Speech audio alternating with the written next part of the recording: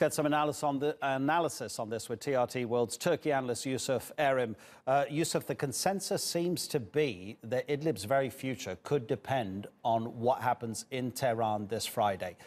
But in the past, Recep Tayyip Erdogan has met the regime backers of Assad, Vladimir Putin and Hassan Rouhani. They've all agreed that there'll be A, de-escalation zone, B, de-escalation zone, C, de-escalation zone, and then Russian warplanes bomb those de-escalation zones. That's a tough challenge for Erdogan. It is a tough challenge for Erdogan because, as you said, the fate of the previous three de-escalation zones resulted in a humanitarian disaster. And what Recep Tayyip Erdogan is trying to do is avoid this. And it's actually in everybody's best interest to avoid this. The last thing Russia wants is a destabilized Turkey, a Turkish border, a destabilized northern Syria, and it's also the last thing Europe wants. Europe's already having problems with migrant flows.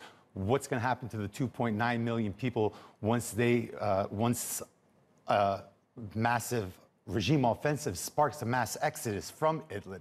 So everyone needs to work together here, and I believe a decision could be reached where a limited offensive is allowed for the regime by Turkey, where Turkey can isolate the problematic groups that the regime views as dangerous to Idlib and to Syria, to the future of Syria.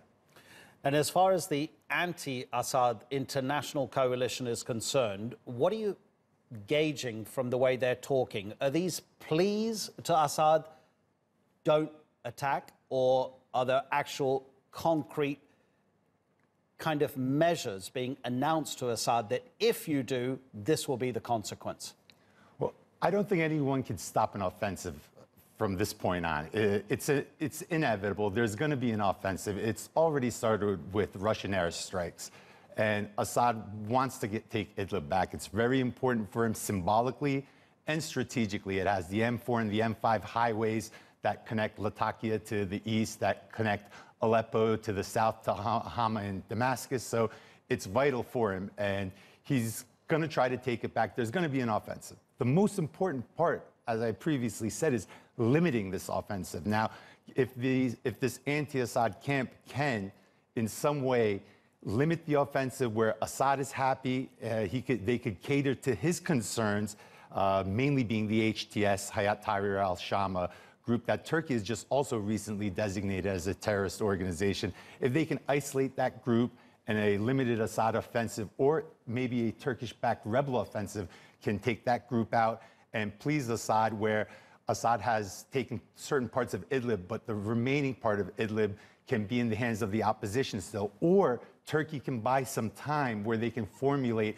an agreeable solution. Then a humanitarian disaster could be averted, and maybe all sides can find a solution that everyone can live with. Just briefly, Yusuf, if the regime were to retake control of Idlib, might it signal then a position from which Assad may care to negotiate a possible end to the war? Because everybody's been looking to a point where Assad would be ready to negotiate. Well, if Assad does take Idlib, it will be a huge win for him. His hand will be very, very strong. He will have dominance over northwestern Syria now. And basically, the only major areas of concern that will be left for him will be the Euphrates Shield and Afrin area, and east of the Euphrates, where the Americans and the SDF are in control. And yes, he probably would want to sit down and start dealing maybe even directly with Turkey, maybe even directly with the United States. East of the Euphrates is very important for Assad too. That's where all the oil is in the end, and he does want to get that oil back. So he will have to come to the table to negotiate sooner or later. Okay. Yusuf Erim, thanks very much indeed.